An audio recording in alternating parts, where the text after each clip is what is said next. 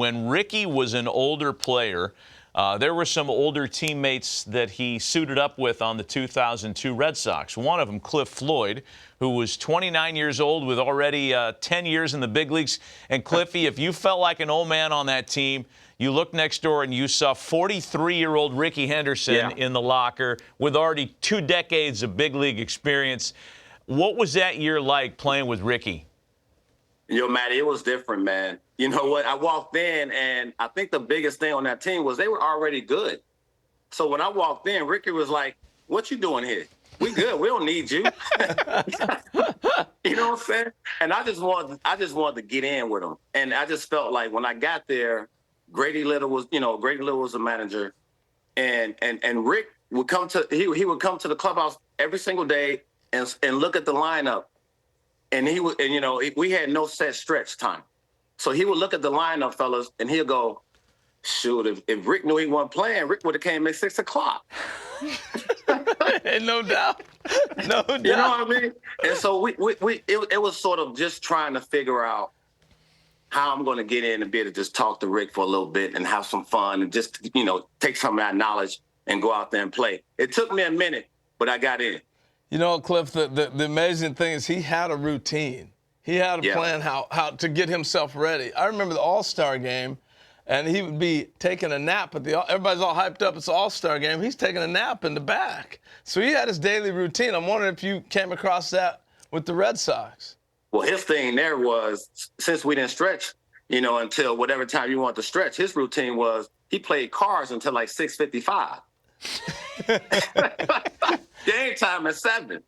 And the dudes that he was playing with was like Willie Banks was on that squad. He was like, "Hey, man, we got to go." He was like, "Man, one more hand. One more hand." So, these are all the things, if you had, the chance to play with Rick, you had a story.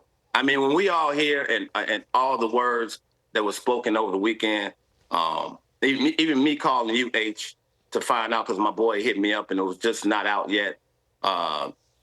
If you had any interaction, you had a story. And a good one, a funny one that always is going to stick with you. And all the time I played in the big leagues, man, you have that one story with Rick where you're like, yeah, I felt like I've been with him 10 years. It felt like I played with him for the whole duration of my career. That's how much, you took in with him.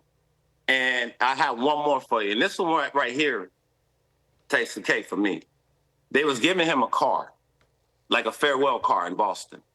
And Rick wasn't going outside. And they sent me inside to go get him.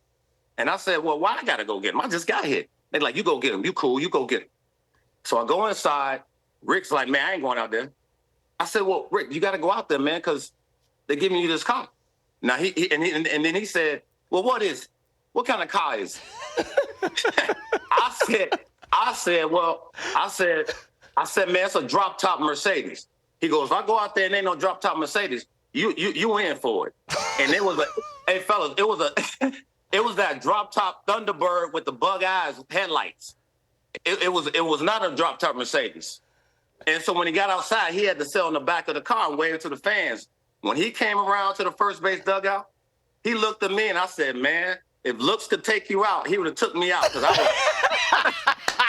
That's got to be on tape somewhere. You know what I'm saying? It was unbelievable. But that was just some of the things that he brought to the table every single day. Hey, when you played with him, and I'll get back to what I said when we brought John, he was 43 years old. 43. And even, the last public images that we had of Rickey with him and Dave Stewart throwing out the last first pitch ever at the Oakland Coliseum, he still looked like he could go out and steal 15 bags.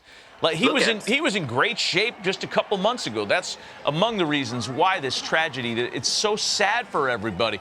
But when you looked at him as a teammate, knowing he was 15 years older than you at that point, you must have been in awe. The young dudes must have been in awe.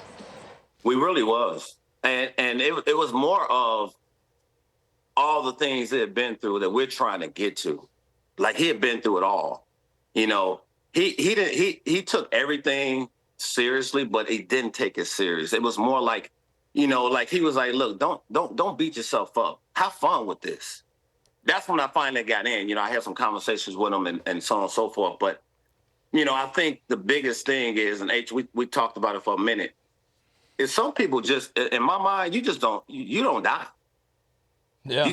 You just around forever. We're going to see that smile. We're going to see him throw out the first pitch. He going to always have the swag. He going to always look the best.